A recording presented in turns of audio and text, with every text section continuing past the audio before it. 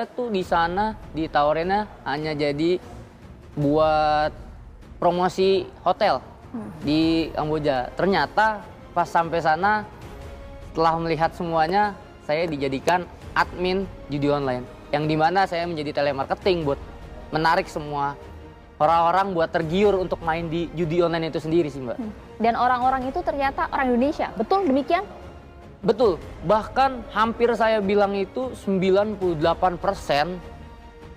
pengusaha pemilik judi online itu orang Indonesia. Ini betul ya Mas, berdasarkan fakta dan juga data ya, kita nggak main-main di sini, kita berbicara mengenai data. Betul. Anda betul bertemu banget. secara langsung? Bertemu secara langsung.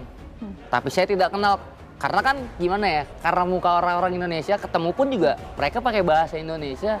Dan rata-rata itu emang bener-bener orang Indonesia semua sih, Mbak. Oke.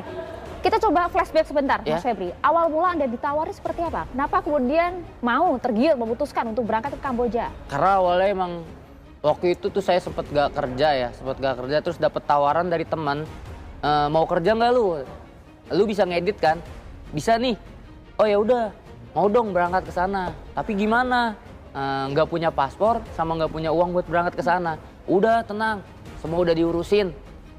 Gimana nggak Nikmat tertarik? ya, Mas, ya? Nah, nikmat.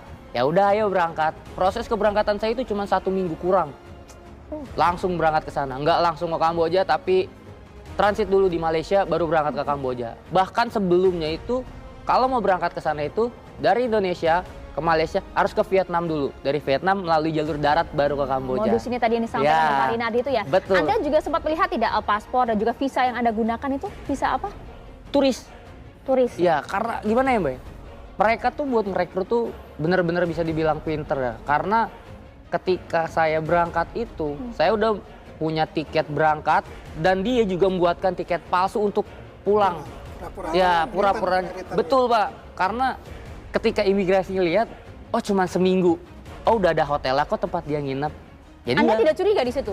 enggak curiga saya, Mbak. Enggak curiga sama sekali. Ganjal kan itu, Mas? Sebenarnya iya, tapi gimana ya? Sudah tergiur ya dengan Itu tadi dia, ya? bener yang tadi dibilang. Karena banyak yang berangkat ke sana itu karena tergiur dengan iming-iming uang gaji besar. Berapa sih gajinya yang ditawarkan?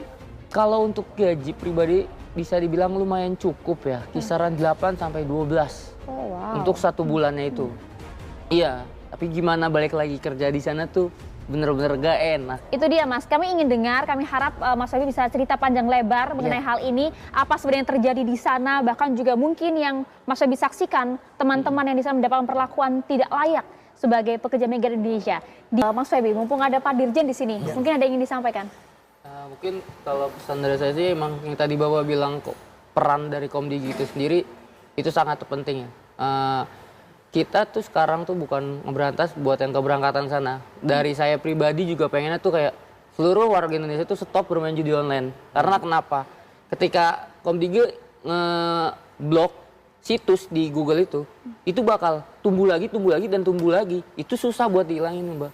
Itu yang bener-bener buat orang-orang tuh ada aja lah buat Ngalamin langsung soalnya Anda ya? iya kayak gitu.